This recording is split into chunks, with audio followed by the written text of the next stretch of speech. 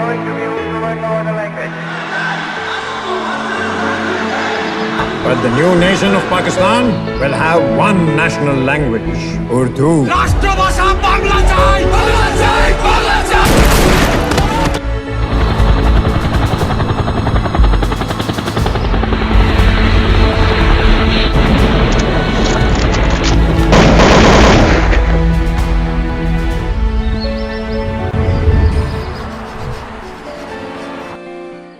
ভাষা আন্দোলন থেকে শুরু করে সশস্ত্র মুক্তি সংগ্রামের প্রতিটি গৌরবের ইতিহাস মিশে আছে জাতীয় স্মৃতিসৌধের নির্মাণ শৈলীতে। ১৫০ ফুট উচ্চতার জাতীয় স্মৃতিসৌধ নির্মাণের সময় এর নকশাকার সৈয়দ মাইনুল হোসেন বলেছিলেন, ১৯৫২ সাল থেকে শুরু করে ১৯৭১ সাল পর্যন্ত মুক্তি সংগ্রামের ৭টি বড় পর্যায়কে ফুটিয়ে তোলা হয়েছে জাতীয় স্মৃতিসৌধের ৭টি স্তম্ভের মাধ্যমে।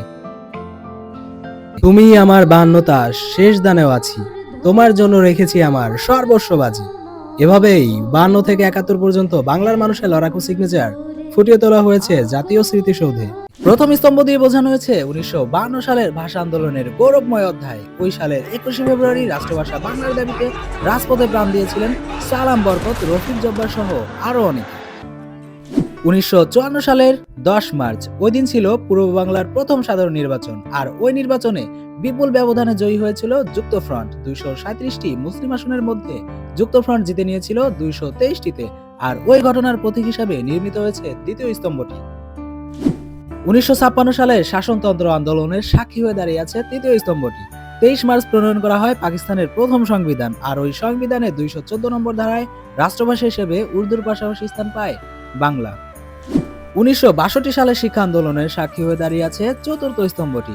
১৭ সেপ্টেম্বর স্বৈরশাসক আইয়ুব খান নতুন শিক্ষা কমিশন গঠন করেন, আর ওই নতুন শিক্ষা কমিশন গঠিত শিক্ষানীতির প্রতিবাদে ডাকা হয়েছিল হরতাল, এবং এই হরতালে নিহত হন একজন এবং আহত শতাধিক। ১৯৬৬ সালের ৫ এবং ৬ ফেব্রুয়ারি ঐতিহাসিক ৬ দফা ঘোষণা করেন তৎকালীন আওয়ামী লীগ নেতা বঙ্গবন্ধু শেখ মুজিবুর রহমান।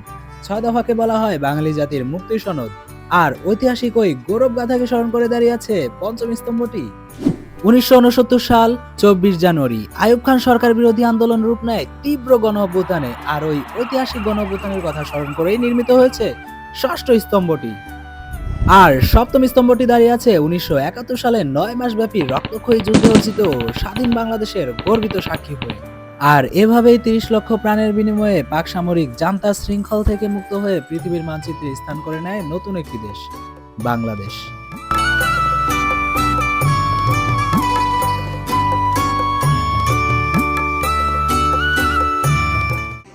মহাবিদ্রোহীর অনুক্লান্ত আমি সেই দিন হব শান্ত, যবে উৎপীড়িতের ক্রন্দন রোল আকাশে বাতাসে ধ্বনিবে না, অত্যাচারীর খড়গ কৃপান ভীম রণভূমে রণিবে না, বিদ্রোহীর অনুক্লান্ত আমি সেই দিন হব শান্ত। বল পাকিস্তান জিন্দাবাদ, বল জয় বাংলা।